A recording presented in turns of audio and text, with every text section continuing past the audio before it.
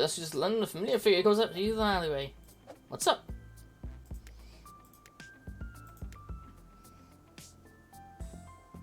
Vex me not your riddles! Surely you jest was to start. I've seen neither hair nor have you for weeks, that's all you have to say? Sorry, I accidentally swallowed the toothpick I was chewing on. What I meant to say was, what's an uptight square like you doing in my part of town?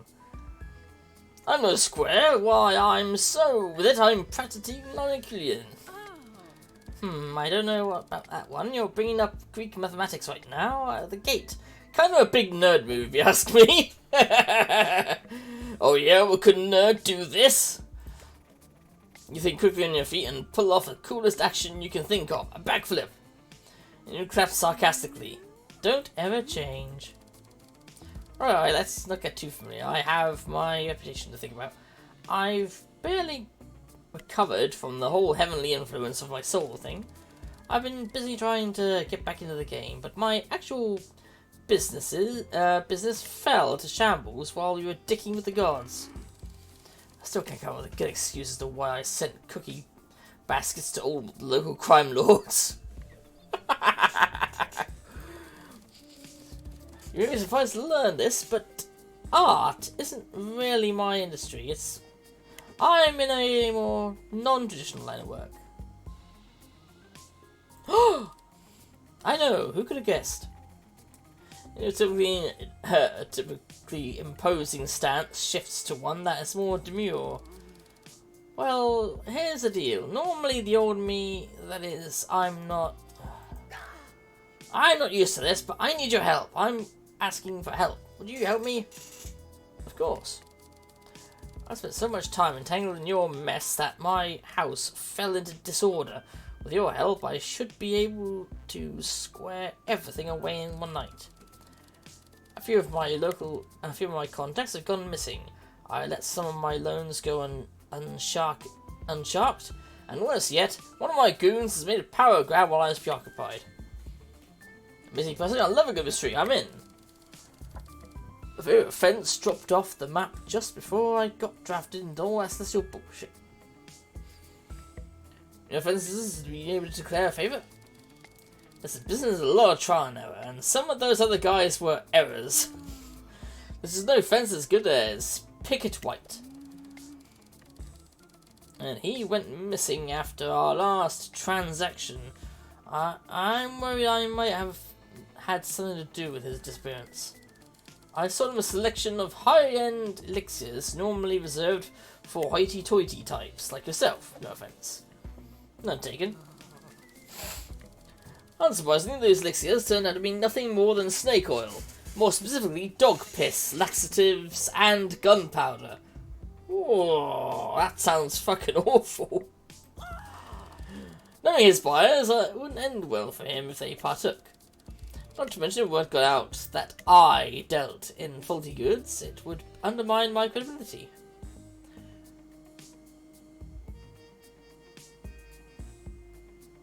Wouldn't harm your good reputation for being so bad. It's a delicate balance. Our best bet is to look for him at the Three-Legged Stool Pub and Patissier. He was a regular.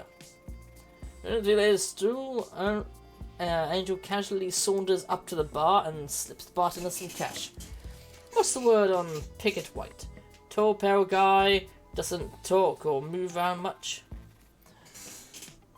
The bartender stops suddenly, his shoulders droop. Yeah, old Pix was a regular here. Always wanted sweet vermouth in his martini, the sick bastard. Bidden truck pumps up. Are you guys talking about Picket White? She raises a glass. 2 picks, what a guy. 2 picks, the other patrons echo. The bartender wipes his eyes. He was a liar, a serial arsonist, and a lousy tipper. But he was ours. Do people know what happened? What happened to him, I mean? Word is that it was a deal gone wrong. He picked up some bum goods from some 2-bit operation, and when he tried to resell them, the buyer got wise. They forced him to sample the bum goods, and he exploded. Rest in pieces, Pix. Shit, yeah, rest in pieces. I'm gonna need to find someone to make this up to his widow. But an illusion conspiracy just between you and me and your friend here. Something about that new husband of old Pix widow ain't right. Are you guys talking about Link Gates? The patron raises her glass again. To Link! Fuck that guy! Fuck that guy, the bar goes. He's got a goatee, spits the bartender. No one with a goatee. No one with a goatee ain't never not up to no good. Wait, how many natives is that? Oh shit, what do you think we're doing this to this guy? The only proper thing to do, since you incidentally killed him. And maybe we can wait to the street of the Queen Cottage. A tall, stiff man with a bad goatee answers the door. Yes? Pix? Long time no see, Angel. Heard you went straight. I didn't go straight. I've never been straight a day in my life. I was supernaturally forced to be nice. Oh, Bonnie, what the fuck is going on here? Why are you alive? Pickett strokes his chin. Are many schools of thought on that? That's obviously not what I mean. Everyone said you were dead. Oh, right. Well, I had a really unhealthy work/life balance, and you gave me a way out. The defective goods you sold me killed my buyers with explosive diarrhea, so I swapped clothes with one of them, fled the scene, and grew the shitty goatee. Well, at least you miss is shitty. You faked your own death? Of course I faked my death. I have 4 kids and sciatica. It was time to close up shop. Listen, Ninja, I'm sorry you thought I was dead. But I'm glad I got out. Being a dad is part of who I am. And so is my sciatica. Please don't make me go back, Angel.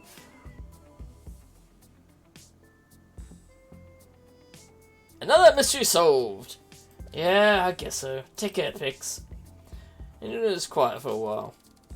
Thanks for having my back. I won't force you to help me with my other problems, but in for penny, in for pound, right? I'm getting the hang of this. Let's go collect that loan you mentioned. We're going to pay a visit to my colleague, Betsy. I lent her a sum for her new venture, and business seems to be going well. I should at least be paid in full by now, if not given dividends. Here's an explanation. Yeah, I think you misunderstood how this whole loan sharking thing works. It's okay, just follow my lead. A cheerful bell tingles as you enter Betsy's Better Bonnets. The cozy little shop smells of fresh flowers and clean linen. Angel? Hey there, Bets. I just dropped by to have a friendly chat about the money you owe me. Exactly how friendly is up to you. You're alive, thank heavens. I never thought I'd see you again. Oh, yeah, I'm alive. Jeez, Betsy, I didn't know you cared. Of course I do. You gave me the capital to fund my dream. I owe you everything. What happened to you? Where are you going? It's a long story. Anyway, speaking of what you owe me, I'm checking in on that loan. Time to pay up? But I just don't have it. You must know that times are tough. Times are tough, huh? That's not what I heard. Got it, then take it from an industry insider. It isn't easy out there in the world of ready-to-wear bonnets. Why, I'm at wreck. Well, let's front read article about how well the business is going. Oh wait, Joe, I paid for that coverage. Journalistic integrity comes cheap these days. You know how it is, businesswoman that you are. Still, there's no excuse. I even gave you extra time to pay me back.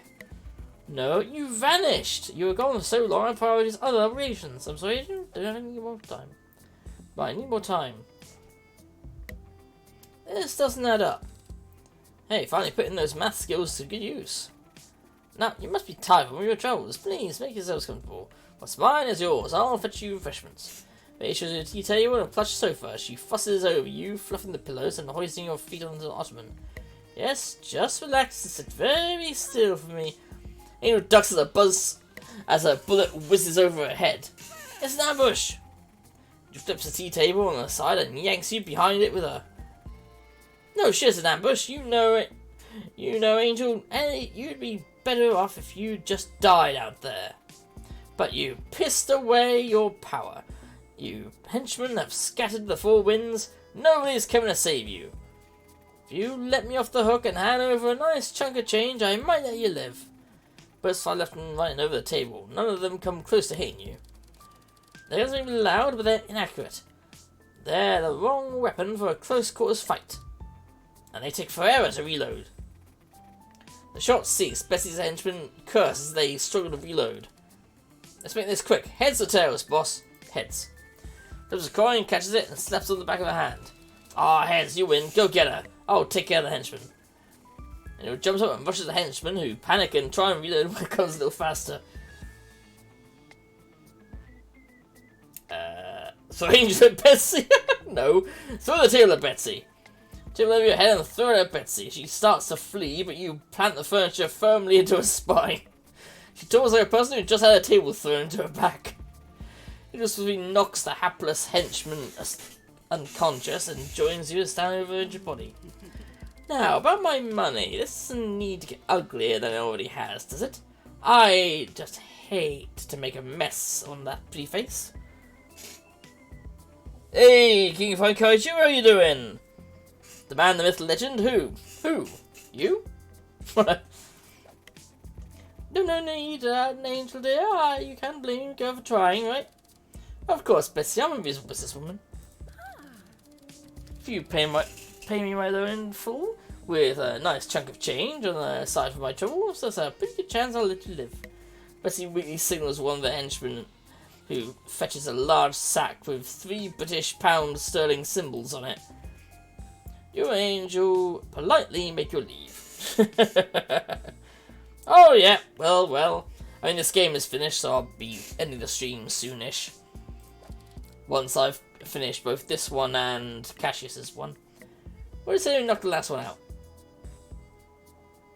So I want to help taking down your own wing. The weasel's name is Peter the Skunk. He's a real rat.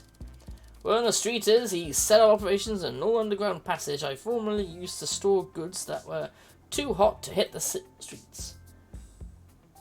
I'm confused, you weasel, rat, or skunk? Should I bring my kneecapper? It's a croquet mallet I decided was better suited to violence than sport. That's fine, King, that's fine. Hope you've been doing well. Crazy busy, I can feel that, Bills and shit as well. My dear, violence can be a sport when you have the right attitude. But yes, why not? Sure, why not? We've always thought Peter had too much functioning legs. Peter had too many functioning knees for his own good. It's a shame, King, because doing a Star Wars month currently. Today is Thursday, which is my request day, so after this game is finished, it's gonna be Super Mario RPG, as that was what was requested. But the other days it's gonna be more Super Star Wars for the SNES, and currently we're doing Super Star Wars Empire Strikes Back. Oh, those games are so fucking hard. I can't imagine how I would have completed them without a bloody save state. Ugh. Both make cases of Peter the Skunk's last known location. Sure enough, the glow of lanterns tells you Angel's intel was correct. Angel peeks around the corner and spots Peter. He's sitting at a desk, giving orders to his goons. That little shit! There he is, with goons of his own, arranging to sell my stuff. When he was my goon, he could barely follow simple orders. The nerve of that skunk! I need an outside perspective. How should I handle this? Diplomacy followed by violence. Cool, let's make him sweat a little before I kick his ass. Stay close, it should be fun.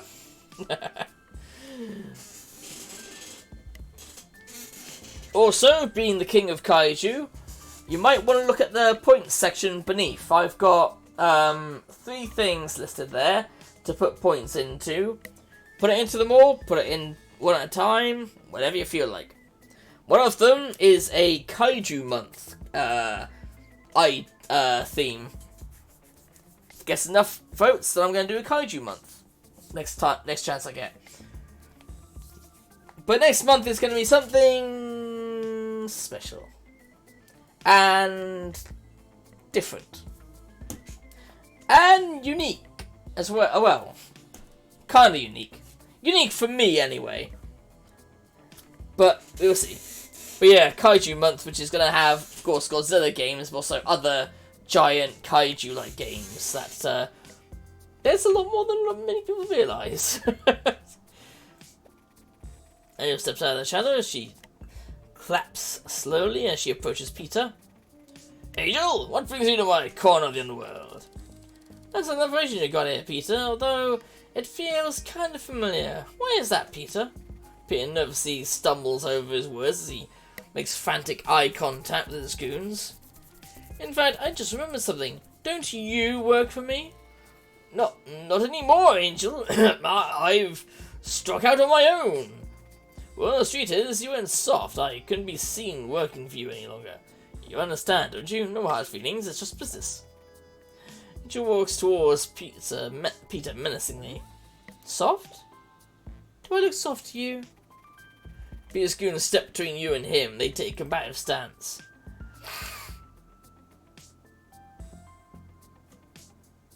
Swing for the knees with your mallet! He starts swinging at them with reckless abandon. While you've got the goons' attention, Angel comes from behind and pile drives one of them. Distracted by his partner's downfall, you crack the other one in the knees and he falls over, clutching his leg. Both goons lay defeated on the floor. Peter, the skunk, panics and tries to flee, but Angel quickly steps in front of him. Going somewhere? Angel, sweetheart, this isn't what it looks like, I swear! I think it's exactly what it looks like. Angel winds up for a punch, swings, and stops 1 centimeter from Peter's face. Peter's eyes roll back in his head, and he passes out, collapsing to the floor. And I'm not your sweetheart. Let's get out of here. You and Angel make your leave. Wow, I can't believe we knocked out our entire task list in one night. This came pretty late. Sure, pull one last job. Oh, never mind. Let's close out the night with a bang. I want to do something for you. What's something less than lawful that you've always wanted to do? The Queen's royal riding horses deserve to roam free in the streets of London.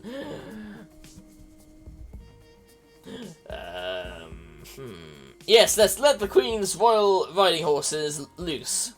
Sounds like a plan. Make your way to the Palace Gardens. The stables are just across here. Duck, dive, and barrel through the greenery of the Palace Gardens. You do just that. That was fun and unnecessary. We certainly could have approached the Royal Mews from the public side of the palace, but I do so love frolicking through these well-kept gardens at night. Wafting stench of the horse poops fills your nostrils. Unless my nose deceives me, we must be close.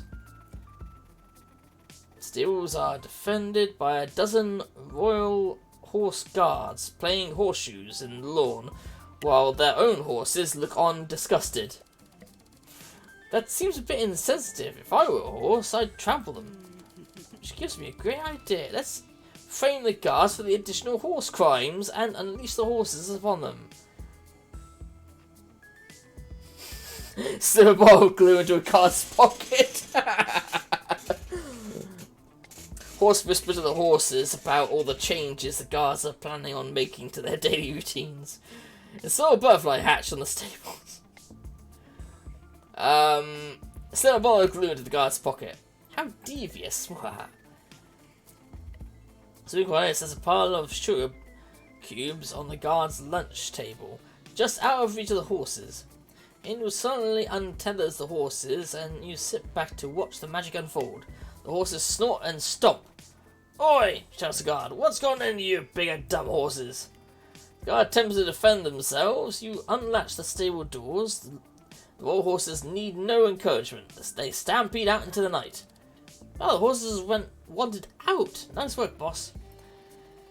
Horse guards attempt to calm and mount their steeds, but emboldened by the liberty of their brethren, the guard horses gallop to freedom. Wait, come back, horsies! Here, horsey! I've got hay! The cars run off after their charges, weeping. Dummies. You're an angel full bag in a soft pile of hay, laughing your asses off. Angel lays right and stares over the stars, lost in thought. Hey, listen, tonight might have been a mistake. Oh, I had a sneaking suspicion you didn't need my help tonight. She sits up and looks you in the eyes with an earnestness you've not seen from her before. I had this whole plan where I was going to seduce you, fuck your brains out, and slip away in the night before you regained your senses. I thought that would be easier, but I don't know. I can bring myself to treat you like that. You deserve the truth.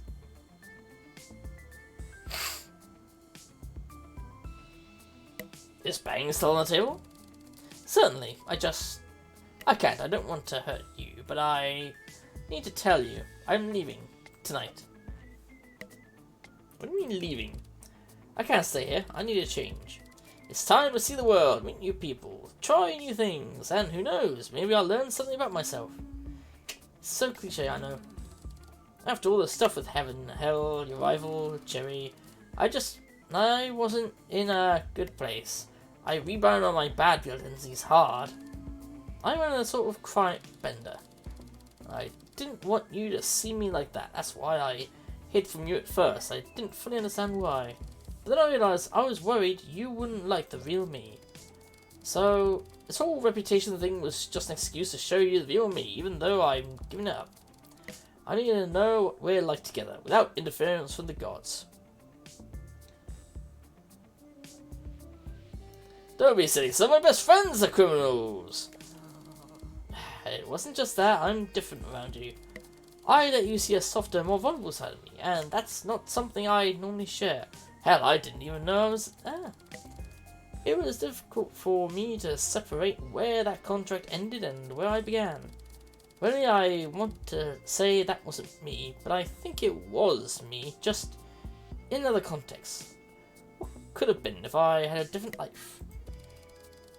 Therefore I am, I don't take shit. I revel in being ruthless about my own happiness. But it was also nice to let someone else close without stabbing them. It felt good to bake for my friends. It felt safe to have friends. It even felt right to open myself up to Cherry, even if it didn't work out.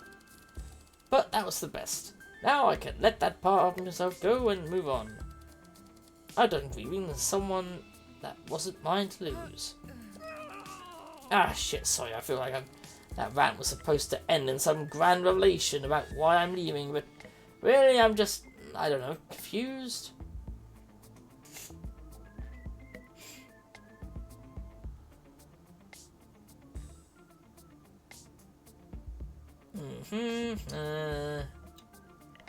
I like you whether you're stabbing me or making me muffins. All I know is you're one of the toughest people I've met. You'll still be you no matter what shakes out. Yeah, that makes some kind of sense. Leans over to you and hugs you firmly. This bushy stuff still feels strange coming out of my mouth. I'm not used to it. And to think, in my original plan, we could have just been fucking at this point. Oh well. Yeah, thanks for listening, boss. It's good to get this all off my chest. Well, I mentioned it. I'd like to get something else off your chest. A wiggle eyebrow. A wicked grin across the angel's face. Angel tosses herself on the bed of hay with a hushed laugh. Reaching for you, she drags you on top and pulls your mouth together in a heated kiss. You defile this place with steamy screwing and one last fling before she leaves. Angel wraps her legs tightly around your waist. You lips meet in bursts of pleasure and you grind together. Her breasts press against your chest as she arches against you. You catch her wrists and pin them above her head. For a moment she allows it, but suddenly she grins and bites at your bottom lip. Catching your surprise, you twist her hips in some kind of awesome martial arts move and rolls you over onto your back. Straddling your stomach, Angel pins you down with a kiss and reaches between your legs. Her clever fingers are quick to leave you breathless. She pants against your mouth as she struggles you into this. I don't know. But just as she brings you to the peak of pleasure, she shimmies high up your body, as if she needs to experience everything with you. One last time, Angel mounts your mouth with a muted moan. Her taut thighs squeeze your cheeks, tossing her head back. Angel rubs herself against your mouth. You reach up to grasp her chest, squeezing and kneading. Angel runs her hand through your hair and grips it with her fist. Her other hand moves between your legs with quick, sure strokes. You give her good as you're getting until Angel's legs start to quiver. She claps her hand over her own mouth as her moans grow noisy, struggling to keep quiet so you're not discovered. Distant horse whinny provides the cover for her scream of pleasure and escape as your thrusts grow wilder together. Grasping Angel's firm ass, you keep her seated squarely on your face. Tremors build in both of your eager bodies. Each rough nut against your mouth draws another eager cry from her. Each stroke of her hand pushes you towards your peak. Together you lose yourselves in waves of pleasure that subsume you both, leaving you both quaking and gasping. Damn, it's this hot. Angel slides herself down and spreads her body over yours, sinking down top of you. She catches you in a deep, heavy kiss. Each time her mouth meets yours, the kiss softens gentler and gentler until it's only soft pecks again and again. With soft as a smile, Angel runs her fingers down your cheek and closes her eyes as she rests her head against yours. Well, I guess that's it. Thank you, boss. I'm glad I got to spend my last night in London with you. And for what it's worth, I think I like who I am with you. I'll see you when I see you. Farewell. She gets dressed, gives you a kiss on the cheek, and walks out of your life and into a new one. Huh.